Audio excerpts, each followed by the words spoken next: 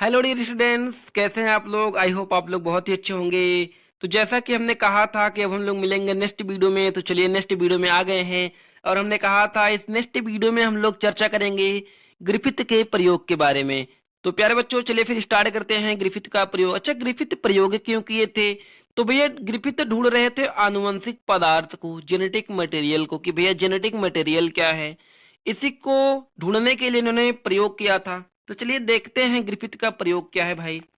तो प्यारे बच्चों, सन 1928 में फ्रेडरिक ग्रिफिथ ने स्ट्रेप्टोकोकस निमोनी बैक्टीरिया पर प्रयोग किया था। ठीक है। तो आप कहेंगे सर स्ट्रेप्टोकोकस निमोनी बैक्टीरिया करता क्या है? तो हम कहेंगे प्यारे बच्चों, स्ट्रेप्टोकोकस निमोनी बैक्टीरिया निमोनिया रोग उत्पन्न करता है। क्या उत्पन्न करता है? तो निमोनिया रोग उत्पन्न करता है। ठीक है, चलिए। इन्होंने स्ट्रेप्टोकोकस बैक्टीरिया का संवर्धन किया था। क्या किया था? संवर्धन किया था। तो इसमें एक चिकनी कॉलोनी मिली थी और एक खुरदरी कॉलोनी मिली। ठीक है। तो इन्होंने क्या देखा? एक चिकनी कॉलोनी और दूसरी खुरदरी कॉलोनी। तो चलिए प्यारे बच्चों, हम लोग डायग्राम के माध्यम से एकदम ग्रिफिथ के एक्सपेरिमेंट को एकदम दिमाग पे चिपका लेते हैं कि क्या था ग्रिफिथ। ठीक है, चलिए फिर चलते हैं अपने हम डायग्राम पे। तो जैसा कि भैया हम लोग आ गए हैं अपने डायग्राम पे, समझते हैं कि हमने कहा कि भैया देखो, इन्होंने स्ट्रेप्टोकोकस निमोनी बैक्टीरिया लिया था।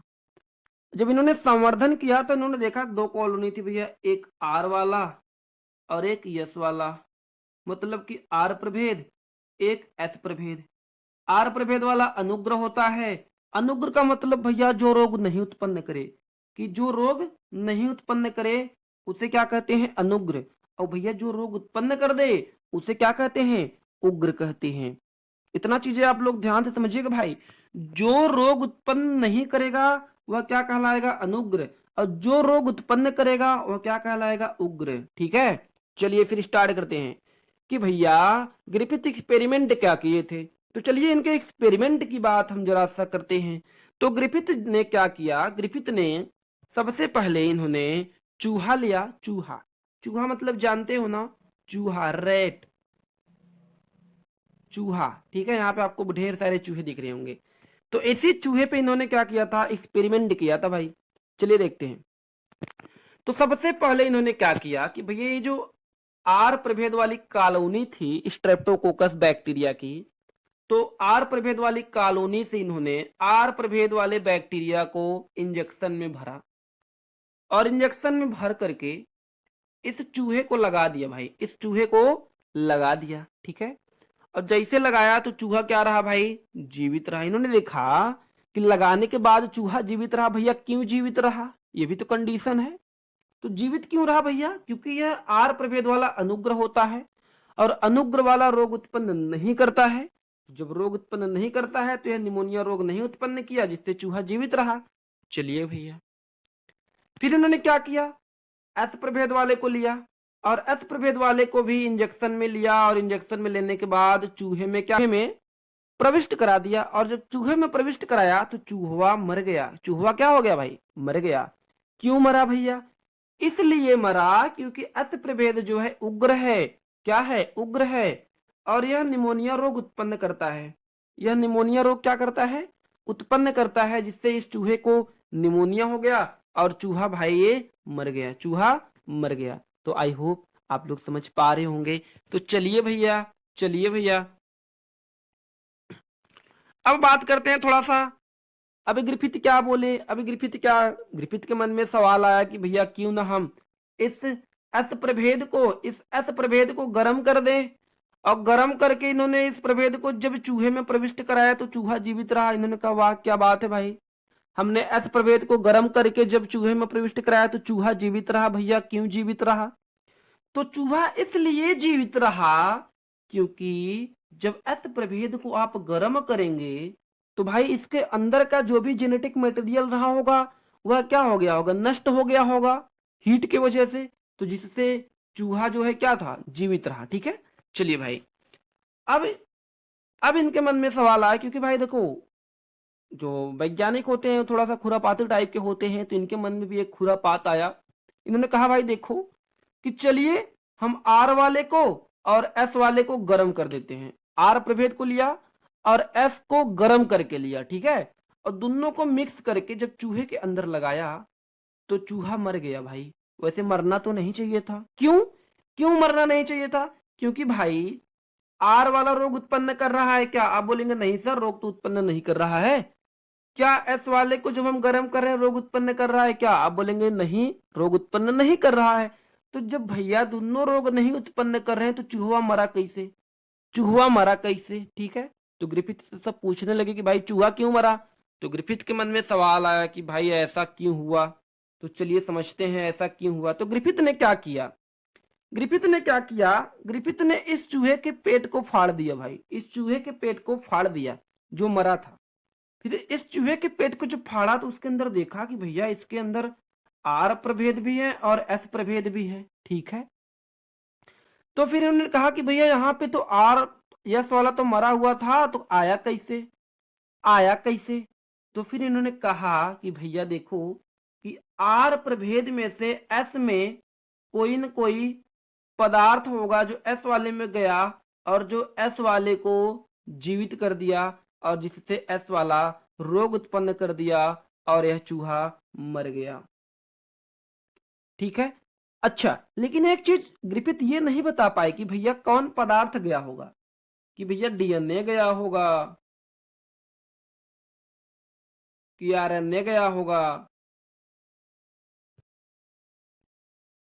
कि प्रोटीन गया होगा। ये चीजें डिसाइड नहीं कर पाए कि प्रोटीन आनुवंशिक पदार्थ गया है, कि डीएनए गया है, कि आरएनए गया है। किसके अंतर्गत? किसके अंतर्गत? तो भाई इस आर प्रभेद से इस एस प्रभेद में कौन लेके गया है ये डिसाइड नहीं कर पाए। ये डिसाइड नहीं कर पाए, बस इन्होंने इतना बताया था कि भैया आर प्रभेद से कुछ न कुछ स्ट्रेन चेंज होकर के गया किसमें? एस प्रभेद में, जिससे एस प्रभेद वाला भाई जिंदा हो गया और जिससे इस चूहे को रोग उत्पन्न हो गया और चूहा मर गया। ठीक है, इस चीज को प्रूफ नहीं कर पाए। इस चीज को प्रूफ करने के लिए एक साइंटिस्ट आए जिसका नाम था एवेरी मैकलिन मैकॉर्टी। एवेरी मैकलिन मैकॉर्टी ने प्रूफ किया, ठीक है, कि इसमें आनुवंशिक पदार्थ कौन है, यानी कि आर प्रभेद से एस में कौन गया था, उस चीज को थोड़ा सा समझते हैं। तो चलिए भाई एवेरी मैकलिन मैकॉर्टी का प्रयोग को थोड़ा सा समझें। तो भैया देखो सन 1944 में एवेरी मैकलिन मैकॉर्टी ने रूपांतरण की जैव रासायनिक विवेचना हेतु एक प्रयोग किया। अच्छा, क्या प्रयोग किया? जो ग्रिफिथ नहीं बता पाए थे उसी को इन्होंने बताया। तो ग्रिफिथ ये नहीं बता पाए थे कि भाई प्रोटीन गया था, कि डीएनए गया था, कि आरएनए गया था, कि कार्बोहाइड्रेट गया था। क्या गया था ग्रिफिथ उसको बता नहीं पाए। तो इसके लिए इन्होंने एवरी मैकलिन मैकॉर्टी ने एक एक्सपेरिमेंट किया, एक प्रयोग किया। तो इन्होंने कहा, इन्होंने 4 इस तरीके से पात्र ले लिए और इस चारों पात्र में इन्होंने एस प्रभेद को भर दिया। किसको भर दिया भैया? तो किसको भर दिया? एस प्रभेद को भर दिया।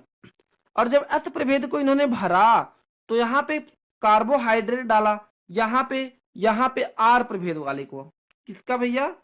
आर प्रभेद के कार्बोहाइड्रेट को जब एस में डाला तो यहाँ पर आर, इसका यहाँ पे कार्बोहाइड्रेट नहीं मिला।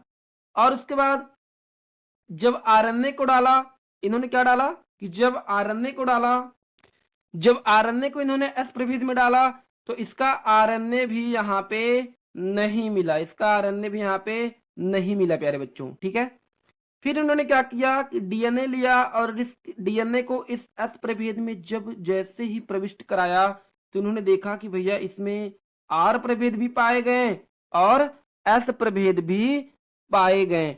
तो इन्होंने कहा कि भैया देखिए डीएनए ही आर प्रभेद से एस प्रभेद में गया है, जिससे एस प्रभेद एक्टिव हुआ और रोग उत्पन्न कर दिया।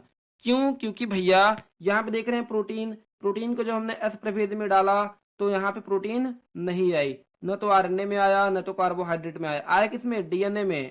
आर प्रभेद और एस प्रभेद दोनों आ गया। तो प्यारे बच्चों यहाँ पे आप ये चीजें देख रहे हैं, आर प्रभेद और एस प्रभेद को आप लोग इस डीएनए के नीचे लिखिएगा, इस डीएनए के नीचे लिखिएगा। ठीक है, तो आई होप आप लोग को समझ में आ गया होगा एवरी मैकलिन मैकॉर्टी का प्रयोग, कि एवरी मैकलिन मैकॉर्टी ने क्या प्रयोग किया था। तो प्यारे बच्चों, ज़्यादा से ज़्यादा वीडियो को आप लोग शेयर करिए जिससे और सभी लोगों का भी फ़ायदा हो सके।